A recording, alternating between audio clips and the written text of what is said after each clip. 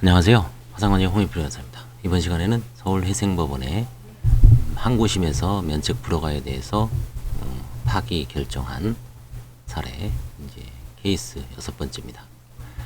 채무자 자녀가 2016년 아파트를 약 4억 6천만 원에 매도하고 그 무렵 그 아파트를 보증금 1,000만 원에 차임 50만 원에 임차한 다음 그곳에서 채무자가 거주하고 있는데 채무자가 매매대금 사용량에 관한 자료를 전혀 제출하지 않고 2012년에 보험 해지환급금 1억 원 이상을 받아 사용했다면서도 그 구체적인 내역을 제출하지 않는 경우. 자, 이것도 이제 채무자의 자녀의 아파트죠. 그쵸? 이것도 좀 의문이 있죠. 채무자의 아파트가 아닌데 이런 것까지. 이게 뭐 은닉이라면 모를까. 은닉으로 볼 수도 있지만 그 다음에 하여튼 2012년 채무자는 이런 사유로 인해서 면책 불허가를 내린 것 같아요. 근데 채무자는 저축은행 대표자의 아내이자 전업주부이므로 채무자 자녀가 만 19세에 아파트를 취득했다고 하더라도 채무자의 자금이 아파트 구매 대금에 투입되었다고 보기 어렵고 채무자의 배우자가 2012년 구속된 이래 위해지 환급금을 모두 생활비로 사용하였고 계좌나 카드를 이용할 수 없었기 때문에 사용 내역을 제출하기는 어렵다는 설명이 경험칙에 반한다거나 믿을 수 없다고 보기도 어려우므로 객관적인 재료를 제출하지 못했다 하더라도 설명 의무 위반에는 해당하지 않는다. 저축은행 아마 이게 유명한 뭐 어떤 김모 저축은행 대표의 이제 사모님인가 봐요. 그분은 이제 구속됐고 2012년 이후에 저축은행 어떤 뭐 비리라든가 이런 걸로 구속됐고 배우자가 이제 전업주부인 상태에서 배우자가 구속되니까 보험해약 환급금 1억 원을 받아서 아마 생활비를 썼을 것 같고요. 그 다음에 이제 2016년도에 이게 이제 채무자의 아들이 19세에 취득을 했다라고 하면 결국은 이거는 구속된 남편이나 채무자의 아파트일 가능성이 높죠. 19살에 그 아파트를 구입하기 힘드니까 일종의 명의신탁이죠. 다만 부인인 여자의 아파트인지 남자의 아파트인지 그 부분은 뭐 여기서는 잘 모르겠습니다. 아무튼 뭐 남편 거든 배우자 거든 2016년도에 4억 6천에 매도하고 이제 1,000에 50만 원에 임차한 다음 아마 이 4억 6천만 원에 매도하고 뭐 근저당 같은 거 갚았으면은 실제 뭐 한 1억이나 2억 남았을 수도 있겠죠.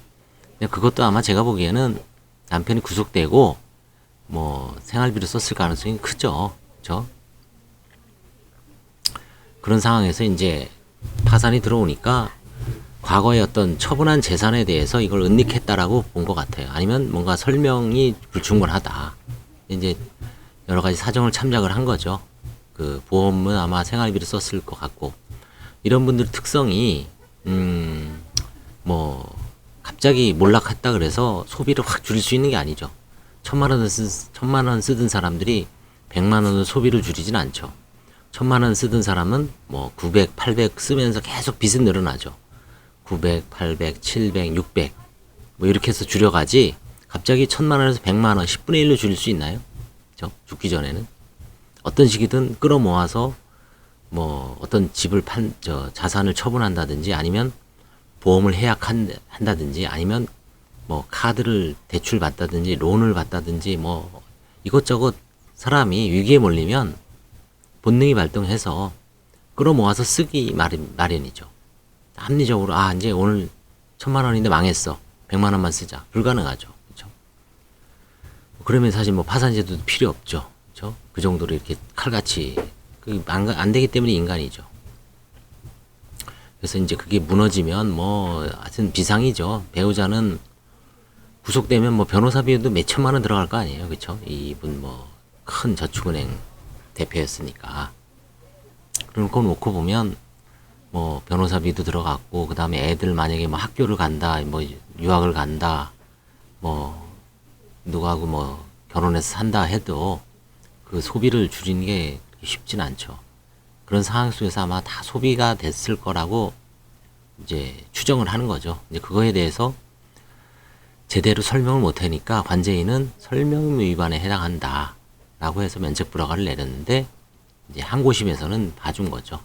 그죠? 이것도 마찬가지로 2020년 7월 31일자에 2018라 463 한 2년 정도 박아뒀다가 면책 불허가가 아니다라고 해서 이제 구제해준 케이스죠.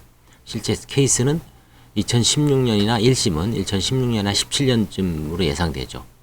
그러면 그때를 기준으로 보면 불과 한 2년 전에 2년에서 4년 전에 아파트가 매도가 되고 1억 이상 보험이 해지된 거를 뭐 이런 상황에서 충분히 소비가 됐을 거라고 짐작은 하지만 뭐 이제 그거를 관제인은 좀 엄하게 본 것 같아요. 원심 판사하고 항소심에서 항고심에서 구제된 사안 같습니다. 감사합니다.